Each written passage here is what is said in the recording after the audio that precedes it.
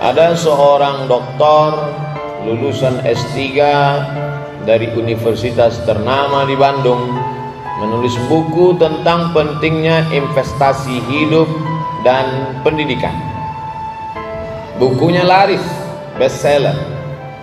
Katanya ketika anak masih kecil-kecil, kalau ada kelebihan dana, mulailah membeli rumah. Rumah ini dicicil 10 tahun, 15 tahun, 20 tahun. Nanti ketika anak sudah tamat SMA, maka rumah lunas dan bisa dijual. Setelah rumah dijual, bisa dipakai untuk dua. Pertama, pendidikan anak ke jenjang perguruan tinggi S1, S2, S3. Sisanya bisa dipakai untuk modal usaha. Ramai-ramai orang mengikuti saran ini, dan yang menulis buku pun berhasil. Anak yang pertama sudah lulus di Amerika dengan predikat cum laude, sarjana terbaik, bahasa Inggrisnya mantap, dan diterima bekerja di luar negeri. Anak kedua begitu juga, baru saja diterima dengan karir yang memuaskan hati orang tua. Anak paling kecil masih dalam proses pendidikan.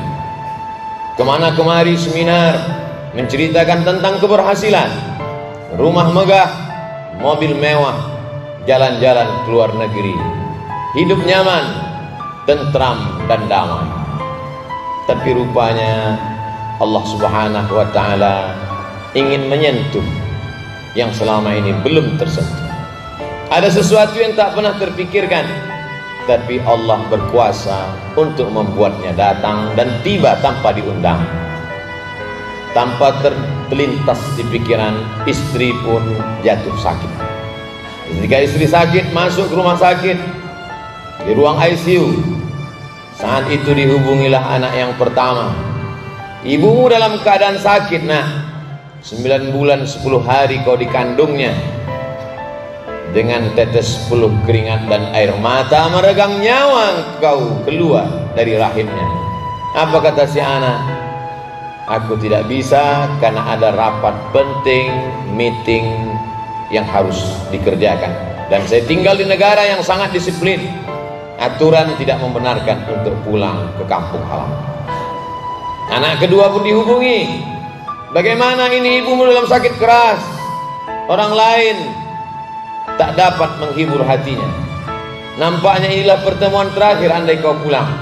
Anak kedua berkata, ayah, aku tidak bisa pulang karena aku baru saja diterima bekerja di perusahaan ternama. Ini masa depanku, ini karirku. Maka hari-hari pertama kerja ini tidak boleh absen. Dan ini negara sangat disiplin. Mereka tidak tahu menahu apa yang terjadi pada karyawannya, maka mesti tetap bekerja. Tinggal lagi satu harapan, anak terkecil yang terakhir. Ternyata harapan itu pun juga pupus, hilang, terbang melayang. Karena anak terkecil mendapatkan beasiswa dengan ikatan yang begitu ketat, tidak boleh meninggalkan bangku kuliah.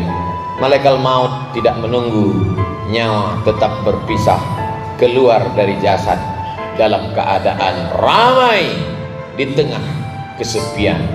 Orang lain banyak datang, tapi anak yang diharapkan membisikkan ke telinga, la ilaha illallah Muhammadur Rasulullah. Anak yang mestinya membacakan ayat-ayat Allah ketika roh akan keluar dari jasad, seperti tebasan pedang di tempat yang sama beratus kali, seperti kambing yang dikuliti hidup-hidup, seperti mata kail pancing yang ditarik dari kulit yang basah, tak dapat meringankan permohonan terakhir sakratul maut. Apa mau dikata, nasi sudah menjadi bubur. Akhirnya jenazah itu dibawa juga ke liang kubur. Pusara ditutup, air mata menetes, bukan karena kematian, tapi karena buah hati belayan jiwa tak seperti yang diharapkan. Ternyata kesuksesan belum tentu melahirkan kebahagiaan. Renungan panjang akhirnya sang penulis buku meminta kepada semua tokoh yang menulis bukunya supaya buku itu ditarik kembali, karena dia tidak ingin orang lain merasakan perasaan yang sama yang dia rasakan, bahwa ada sesuatu yang tidak bisa dibeli dengan uang. Tidak semuanya bisa dihargai dengan materi.